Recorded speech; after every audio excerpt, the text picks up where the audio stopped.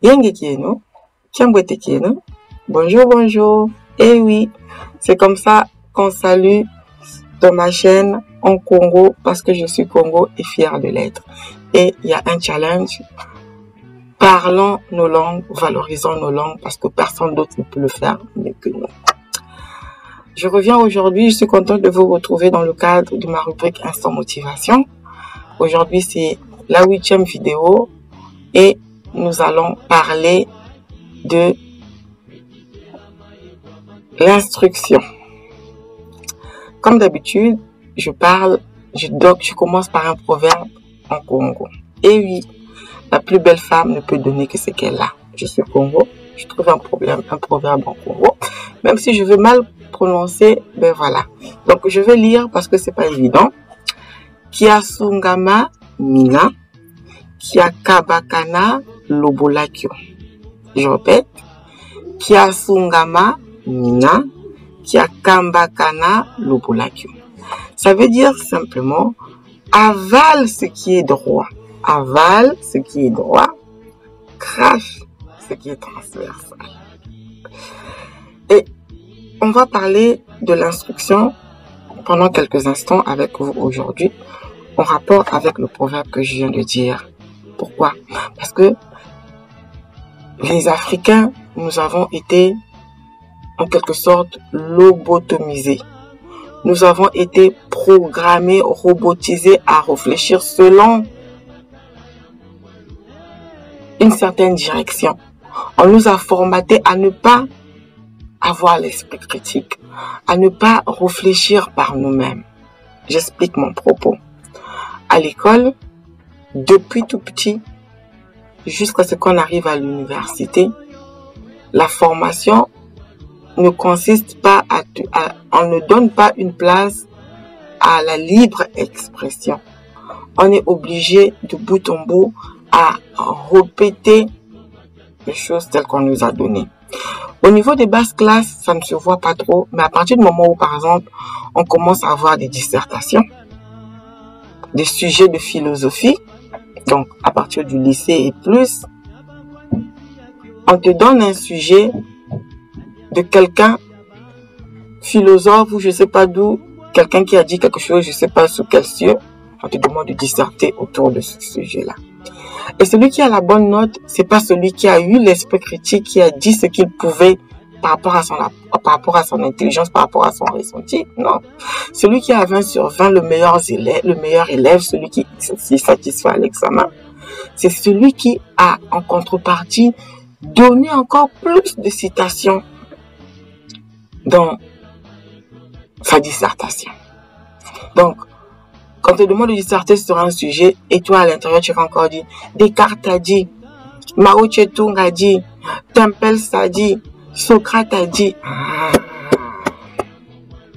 D'abord, tu es en train de disserter sur un sujet de quelqu'un. En plus, tu peux pas avoir l'esprit critique, tu es encore obligé d'aller peut-être lire des livres, faire des recherches pour trouver des situations, encore d'autres personnes qui viendront encore appuyer ça. Si c'était bien, ça devait se savoir. Puisque nous, surtout les Congolais, on fait le plagiat des Français à tout bout de champ. On a les mêmes formes, on a les mêmes enseignements, le même cursus et tout le reste. Mais quand tu prends un enfant d'une série de littéraires en France et chez nous, bah, c'est le jour et la nuit. C'est le jour et la nuit parce que lui, et même vous qui êtes en Occident, vous regardez comment est-ce que on développe l'esprit critique des enfants. On leur laisse s'exprimer dans l'art, dans tout. Et on les oriente par rapport à leur motivation et tout le reste. Mais nous, notre génération, nous autres là, quand on te dit 1 plus 1 égale 2, tu es obligé d'aller dans ce sens-là. Dès que tu donnes une autre version, ta note va tendre vers moins l'infini. Quand on va du côté de la religion, alors là, c'est pire. Si on commence à en parler, on va arriver demain matin. Du côté de la religion, le seul mot qu'on tient dans la bouche, c'est Amen. Amen à tout. Même quand le pasteur est en train d'officier le culte, il est en train de dire quelque chose qui n'a rien à voir qui n'a rien de bon, et tu vas entendre quelqu'un. Amen. Alléluia.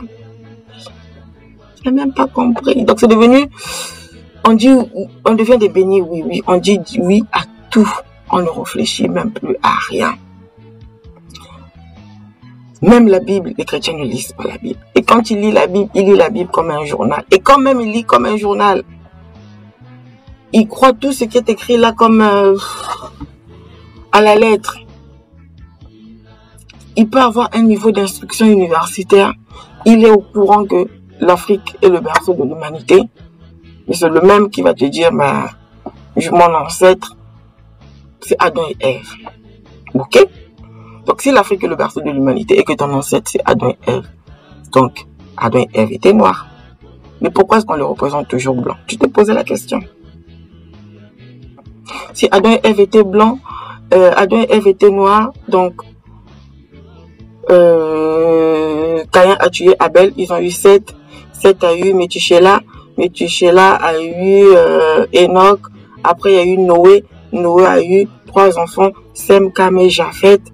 Et derrière, on va venir t'expliquer pour te dire que la condition difficile des Noirs au jour d'aujourd'hui, c'est dû à la malédiction de Canaan. Parce qu'il avait vu, il était noir, ou il avait vu la nudité de son père, machin, et tu vas croire. Quand on est tout le temps en train de stigmatiser l'Égypte, tu t'es déjà posé la question, mais l'Égypte, elle est noire.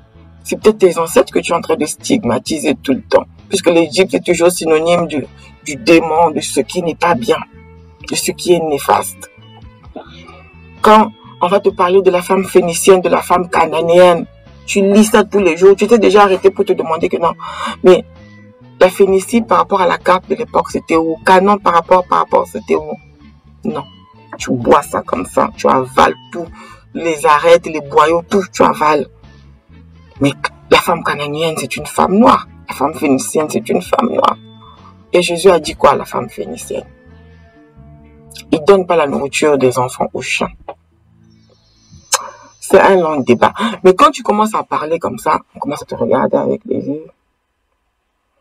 C'est l'apostasie. Au nom de Jésus, ça c'est le démon qui est en train de parler dans ta bouche. La parole de Dieu, on ne réfléchit pas avec l'intelligence. On réfléchit, c'est des choses qui se comprennent dans l'esprit. Il ne faut même pas réfléchir. C'est un péché. Il ne faut pas réfléchir. Oh. Mais si c'était la bonne formule, on aurait vu des résultats. Mais ça ne marche pas. Ça ne marche pas. Quand ça ne marche pas, il faut s'arrêter, il faut changer. Donc je reviens à mon sujet du jour d'aujourd'hui. Kia Sungama, Nina, Kia Kambakana, Lobola, tri l'information. Que ce soit l'information que tu as reçue sur ton éducation, sur la société, ta formation intellectuelle, culturelle, religieuse. Tri. Assieds-toi au jour d'aujourd'hui. Fais table rase. Va chercher l'information contraire et analyse par toi-même. Et tu verras qu'il y a une tonne de choses qu'on croit, qu'on trimballe, qui ne nous sert à rien. Le contraire, c'est de bouler à nos pieds, qui nous ralentissent, qui font qu'on n'avance pas au jour d'aujourd'hui. On dit que si tu veux cacher quelque chose à un Africain, mets ça dans un livre. Toi qui me regardes, moi-même qui suis en train de parler, j'ai pris la décision de ne plus appliquer, que cette assertion ne s'applique plus jamais sur moi. Je vais aller chercher l'information. Je vais me poser les questions. Ouvre tes yeux, ouvre tes oreilles sur ton environnement, sur la nature qui t'entoure. Observe, regarde comment est-ce que ça se passe chez les autres, comment est-ce que ça fait, comment est-ce que la nature, qu'est-ce que la nature nous enseigne? Parce que la Bible même le dit, la nature ne vous enseigne-t-elle pas?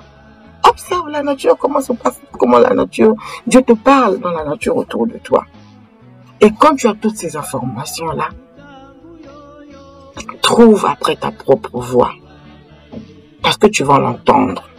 Jésus a dit, frappez, on vous ouvrira. Demandez, on vous donnera. Depuis toujours, on t'a appris à demander le mariage, le voyage, l'argent, les voitures, le travail. C'est bien, mais ça ne suffit pas. Demande autre chose. Pose-toi des questions sur des choses qui vont changer ton avenir, changer l'avenir de ton pays, changer l'avenir du continent, changer l'avenir des générations futures. Parce que si au jour d'aujourd'hui, nous, on ne rectifie pas drastiquement, on ne donne pas un coup de volant drastique pour changer cela, rien ne va se faire. Nos enfants demain, ils vont reprendre la même histoire et on sera tout le temps en bas. C'est les autres qui vont décider sur nous. Les autres aujourd'hui, pendant que tu es en Afrique, on va se mettre à, on va étudier la Première Guerre mondiale, la Deuxième Guerre mondiale, on va étudier l'Himalaya, on va étudier des choses qui n'ont rien à voir avec notre environnement. Alors qu'on ne connaît même pas ce que nos ancêtres ont fait il y a même un siècle passé. On ne connaît rien, aucune histoire de chez nous. C'est pas juste. Révolte-toi et prends la décision de changer. Et pour changer, il faut que tu renouvelles ton intelligence. Il faut que tu aiguises ton esprit critique, que tu apprennes à réfléchir par toi. N'avale pas tout ce que tu entends. Quand tu écoutes une information, réfléchis. Qu'est-ce qui est bien? Je prends. Qu'est-ce que je peux rejeter? Je mets à côté. Tu peux être chrétien, musulman ou je sais pas, bouddhiste, quoi. Même là, réfléchis. Ne dis pas alléluia, amen à tout. Réfléchis. Voilà. Je vais m'arrêter là au jour d'aujourd'hui. Dans ta langue, toi qui m'écoutes, tu as aussi quelque chose de similaire pour dire avale ce qui est droit, rejette ce qui est transversal. C'est universel. Quand tu prends un poisson, on n'avale pas tout. On enlève les écailles, on enlève les boyaux, on apprête et on prend ce qui est à manger, on rejette ce qui est à manger. Même l'organisme nous enseigne. Quand on mange la nourriture, après un moment, on fait un tri, ça sort là où ça sort. On n'avale pas tout. Celui qui croit tout ce qu'on lui dit, bêtement sans réfléchir, un béni oui, c'est un mouton. Il va droit dans le trou. Et je vais aussi dire les moutons, les brebis, généralement, hein, les gens qui suivent alléluia, amen, sans réfléchir, là on les appelle comment? Les brebis, donc les moutons. Et le berger n'est pas l'ami de la brebis ou du mouton. Quand il a besoin de ta chair, quand il a besoin de ton lait, quand il a besoin de ta peau, ben, tu vas passer. Bref, si tu as aimé la vidéo, ben, abonne-toi, partage, parce que je vais revenir encore sur d'autres instants motivation pour parler sur des sujets similaires. Donc, si ça te plaît, ben, abonne-toi, partage et mets dans les commentaires ce que tu peux ajouter de plus pour pouvoir le sujet. Je vous dis, Matondo, continuez le challenge de parler vos langues et de valoriser vos langues. Au revoir, à la prochaine.